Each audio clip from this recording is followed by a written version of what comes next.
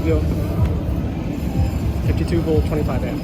5225. Yes. Nice. So this is the other generation was 48 volts, and it was a 48 25 amp hour, but now this is a 52 25 amp hour. Right. So this has a whole extra line of cells on the top, right off the bat. So this battery is about 15-20% bigger, and it's higher voltage. What kind of cells in there? They're just the normal 18650s, Samsung. Nice. Nothing too different. How many watt hours is that? It's over 1,000, right? It's 1300. 1300. Okay. Yeah. So you take the double kit, do 2 of those. Now you're pushing 2600 watt hours. Wow. It's a beast. So what's your throttle only range on that? Oh man.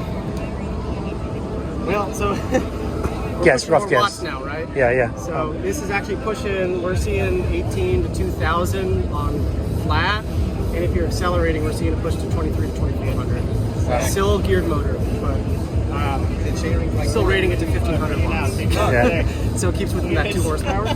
But to answer your question, my guess is 25 to 30 miles if you're really going like crazy.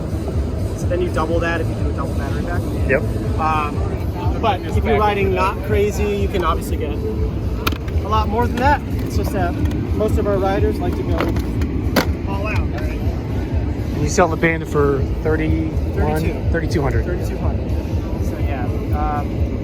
Some other little minor improvements that have been really wonderful.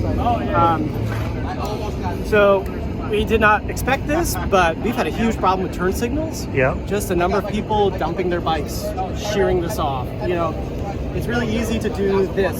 Oh yeah. To break it off. So these are quick detach. So that just quickly disconnects like that. Pop back. The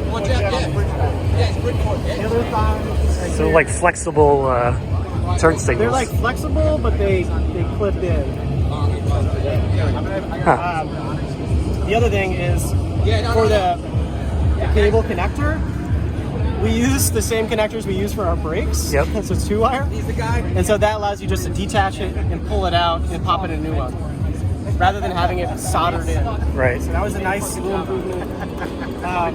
And then because we're pushing more power, we put these reinforcements on the entire system. So these are 1/4-inch stainless steel dropout reinforcements. Wow. So it's not only reinforcing the torque, the axle, it's also reinforcing the entire caliper assembly.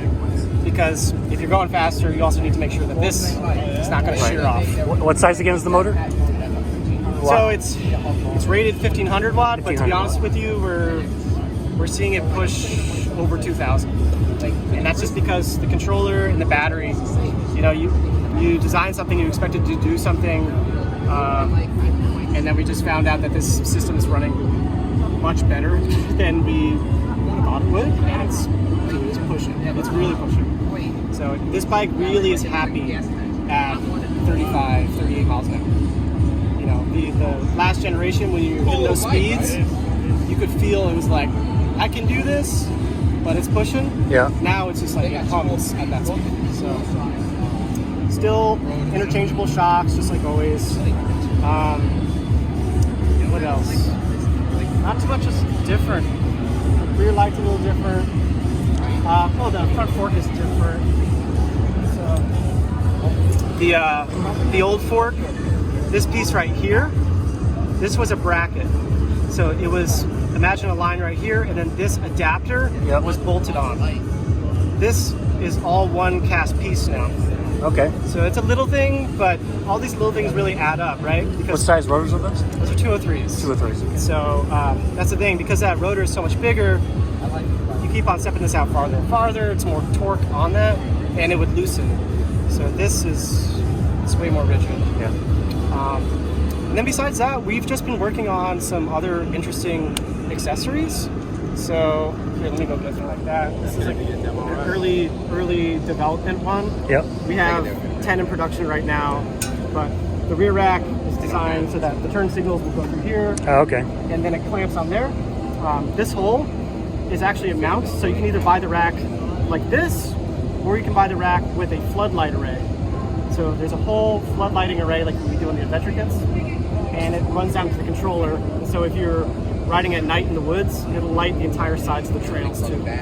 And not only that, but it's dimensioned so that this edge comes right to the edge of that wheel. Yeah, that's nice. And what's cool about that is it serves as a fender. Yep. But more interestingly, you can actually stand the bike up vertically and rest it on the rack. And so you can now vertically store your bikes instead of horizontally. Good idea. So that's kind of a big deal. Yeah, yeah. You really want to take the battery off because it's like 80 pounds up in the air. You want to reduce that, but you can do it. So if you're in New York and you got a small apartment, you've been saying, get that and then put a hook on your wall, and that'll make sure it doesn't fall. Nice. The only other thing that I'd tell you probably besides this is I just finished designing a new swing arm.